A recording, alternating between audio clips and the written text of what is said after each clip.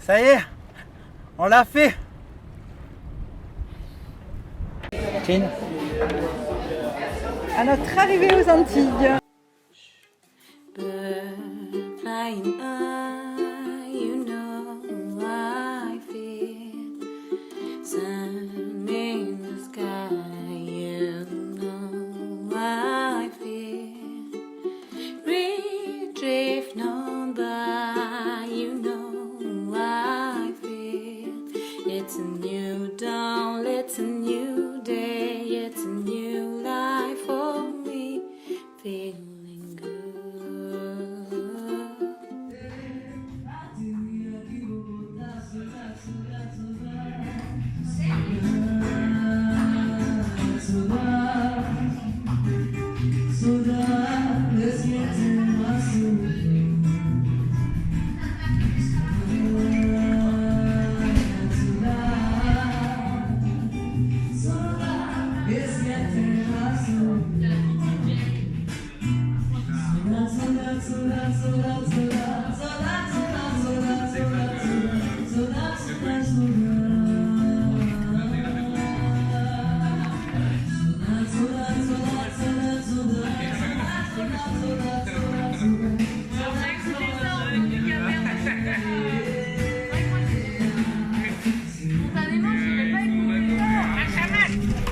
Alors voilà, Mindelo, c'est un peu une des capitales des départs en transat.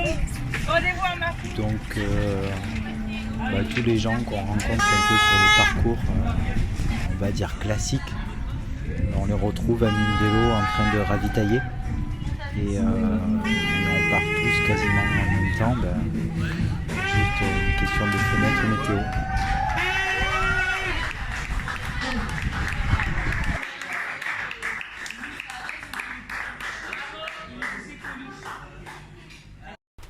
Et départ pour la Transat. Au fur et à mesure des départs, le nombre de trompettes sur les pontons s'amenuise. 1 mois et demi de Cap-Vert.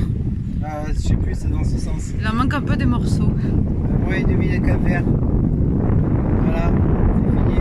Celui-là on le range dans la petite collection.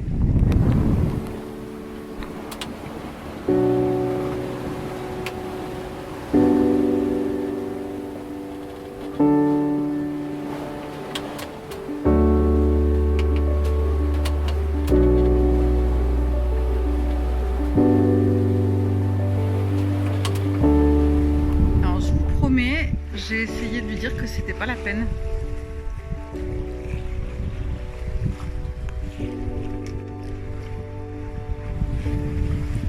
C'est incroyable vu d'ici.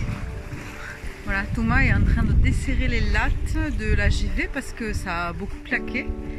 Et du coup, il pense qu'elles sont trop tendues quand il y a un peu de houle. C'est très très désagréable.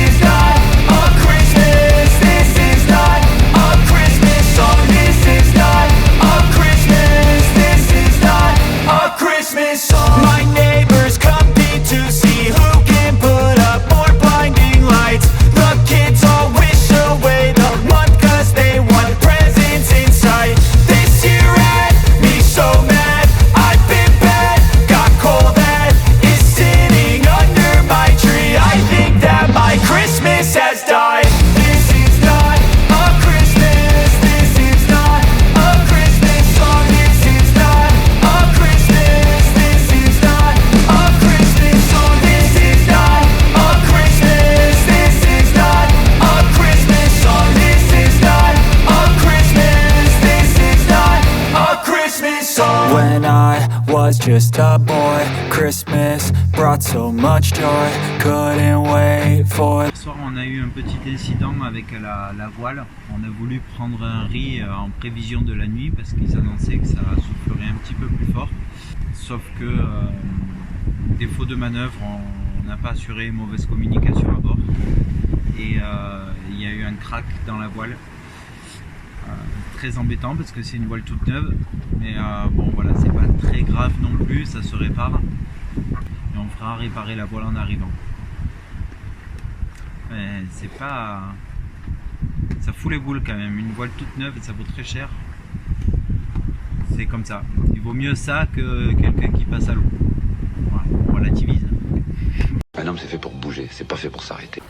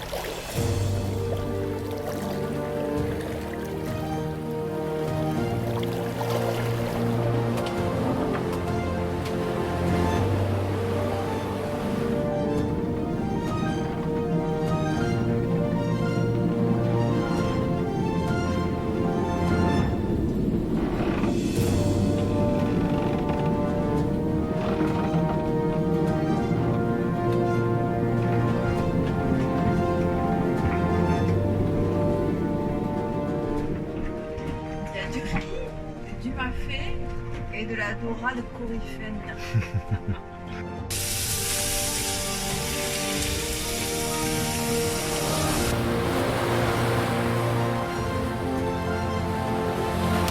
Vous entendez ça?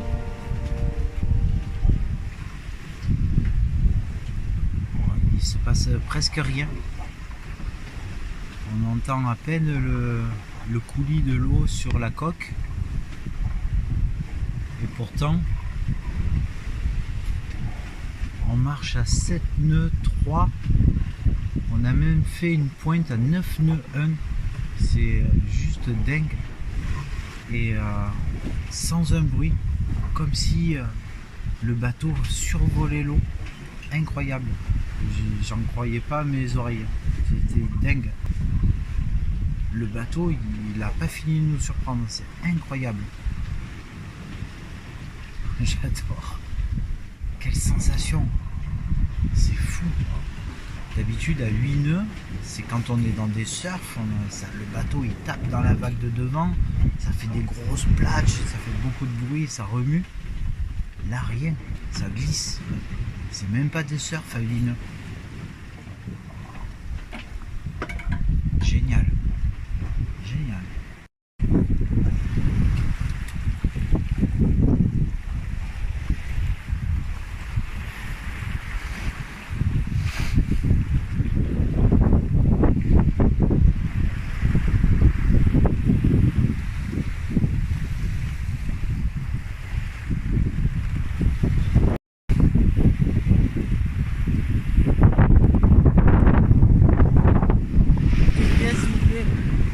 Pour manger, s'il vous plaît, une petite pièce. Il y en a plus.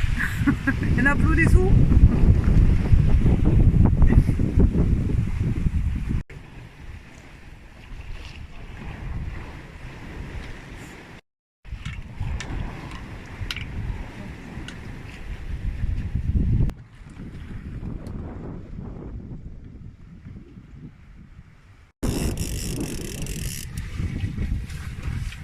Elle est énorme. Elle a une grosse nageoire. Ouais, c'est un mal.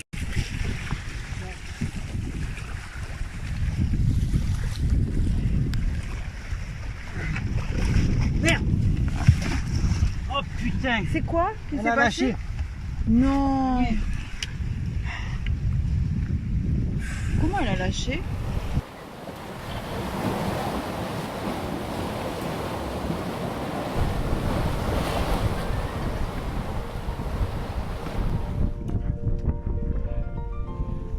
Là je l'ai.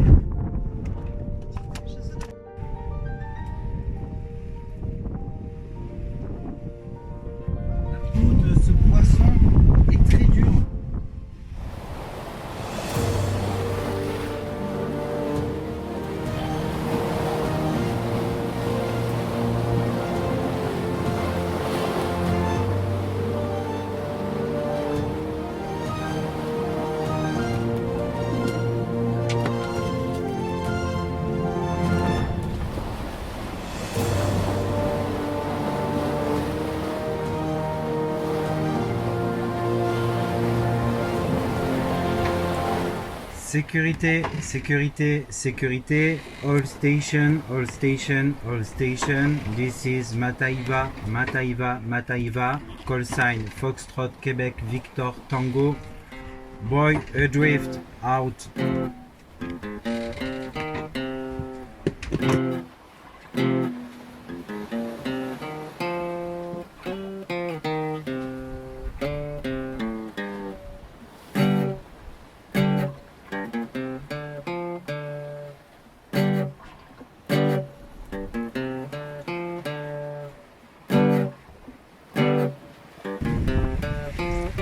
Ah, c'est un joli petit creux ça. Oh là là, c'est pas si petit que ça. Tenez-vous!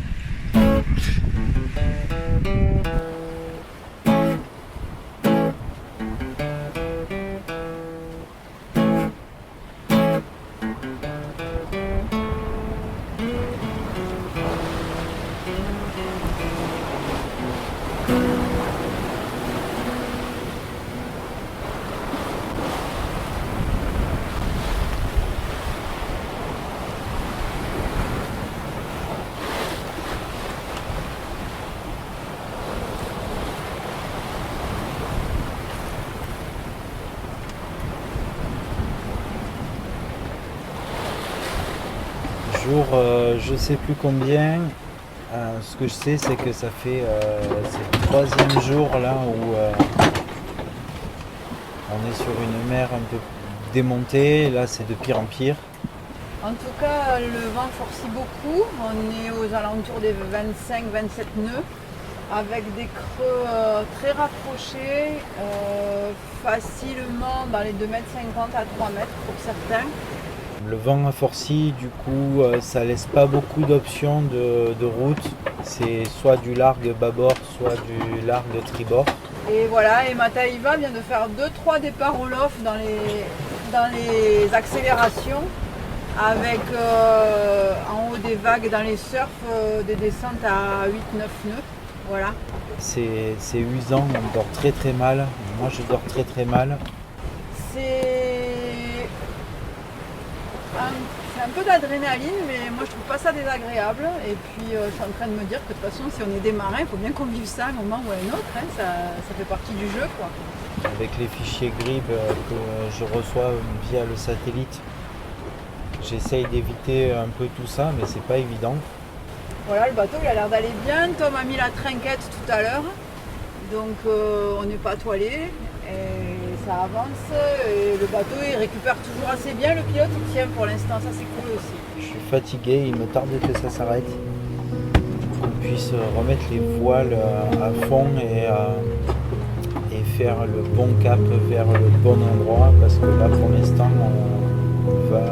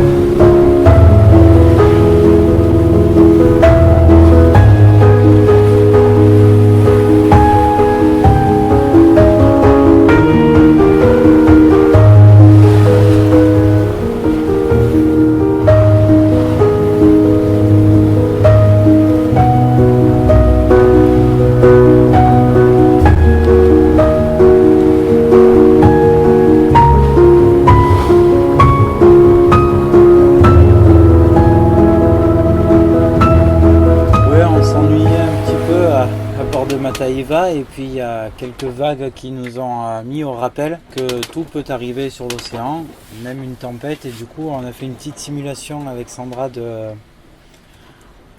cas de tempête, qu'est-ce qu'il faut faire et comment il faut s'organiser sur le bateau. Donc on a tout enlevé ce qu'il y avait à l'extérieur, c'est-à-dire on a enlevé le taux, on a rangé tout ce qui dépassait, les cordes sont bien rangées, etc.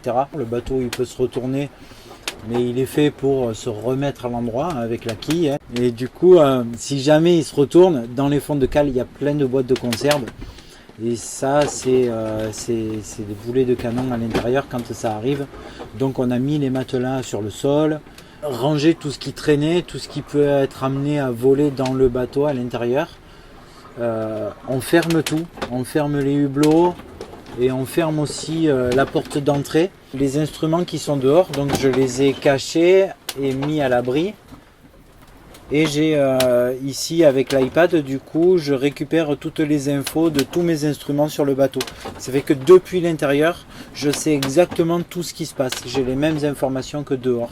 On a un accès visuel aux voiles via les hublots devant, depuis la table à cartes. Donc j'ai accès aussi au pilote automatique. Et si jamais le pilote lâche parce que vraiment c'est trop fort, on a sorti la barre franche de secours. La fameuse barre franche de secours. Qui cette fois présente son intérêt à être à l'intérieur. Exactement, puisque on peut contrôler le bateau depuis l'intérieur sans avoir à sortir. Donc sans avoir à se mettre en péril ou en danger, en tout cas à l'extérieur du bateau. Et voilà, c'est une bonne petite répétition. Cet petit exercice, il a été inspiré de un moment un peu surprenant là tout à l'heure, où on a eu 3 vagues qui ont quasi couché Mataïva sur le côté. Donc moi j'étais dehors, Thomas était en train de se reposer. Thomas a été projeté contre la paroi du bateau. Et moi j'étais du bon côté, où ça penchait, donc bien calé, mais c'est vrai que j'ai vu l'eau de près. Donc voilà, on pense qu'il y a eu 2-3 vagues pas loin des 5 mètres. Voilà, d'où l'exercice. C'est rassurant de savoir qu'on peut être prêt et surtout c'est rassurant de voir que le bateau est prêt. En fait, il n'y a pas grand chose à faire. En 10 minutes, on a tout rangé. C'est hyper rassurant.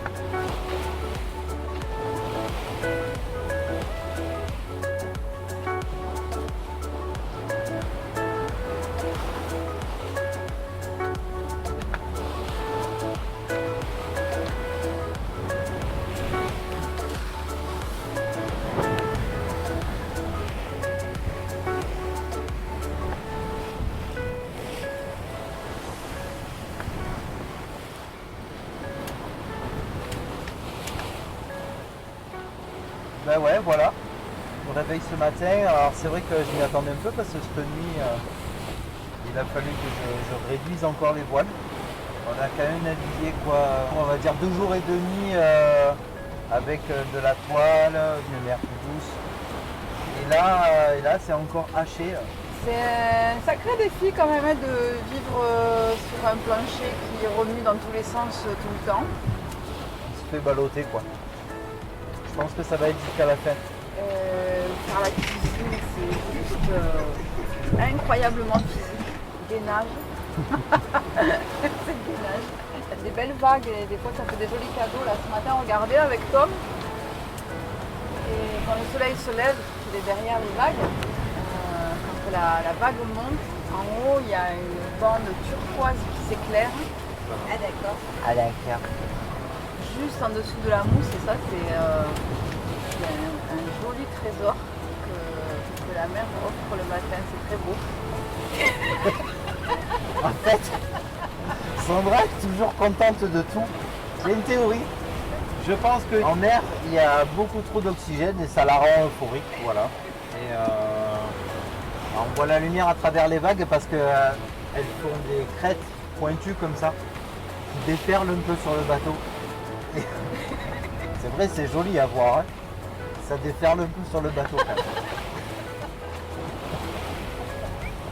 Voilà, mais ça va, on est de bonne humeur, on arrive bientôt et parce qu'on a pu se reposer pendant ces 2 jours de calme là quand même. Donc tout va bien, une dernière danse avec l'Atlantique et on arrive.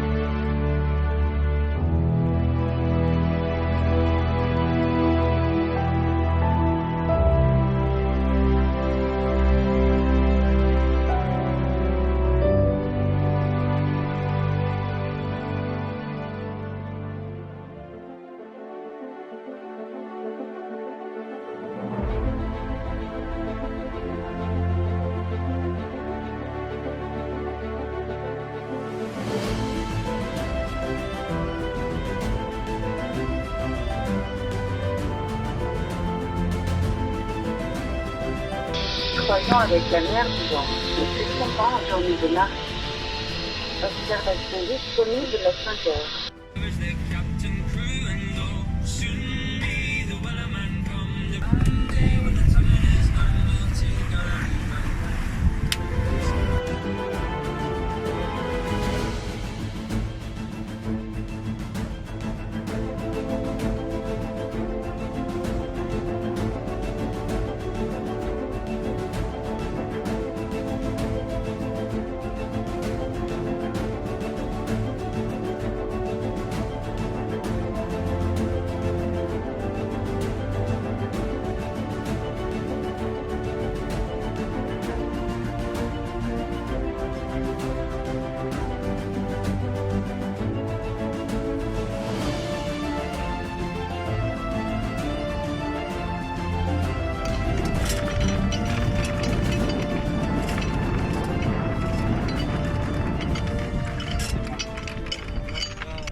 Allez, le traditionnel plongeon d'arrivée.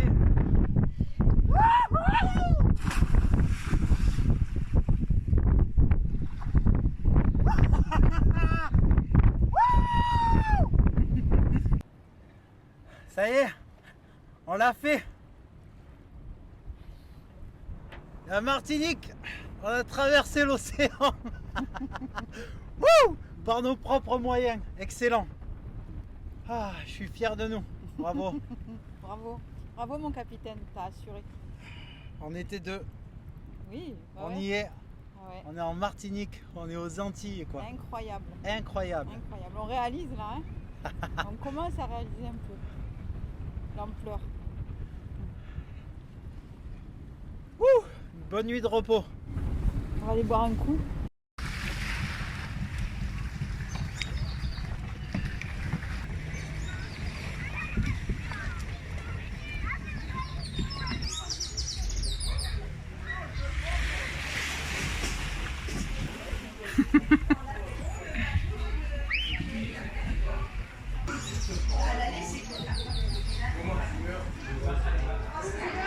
Clean.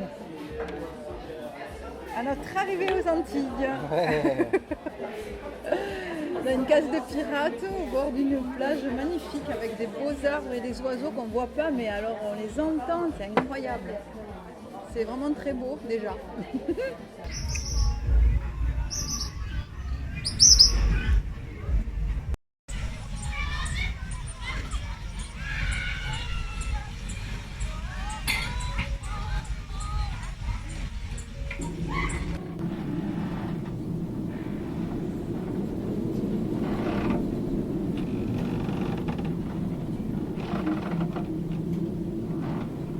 Que dire de cette traversée?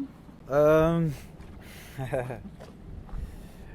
commence à avoir fait pas mal de milles nautiques depuis qu'on est parti. Et plus j'acquiers de l'expérience, et plus je sais que en fait je sais rien. Et je crois que c'est tout ce que j'ai à dire par rapport à cette transat pour l'instant.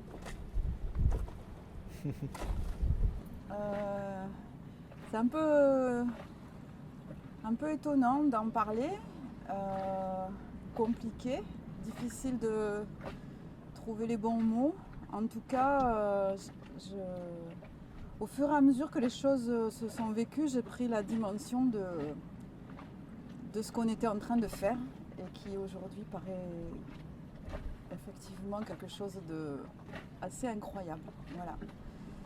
Et le deuxième sentiment, là, à chaud, c'est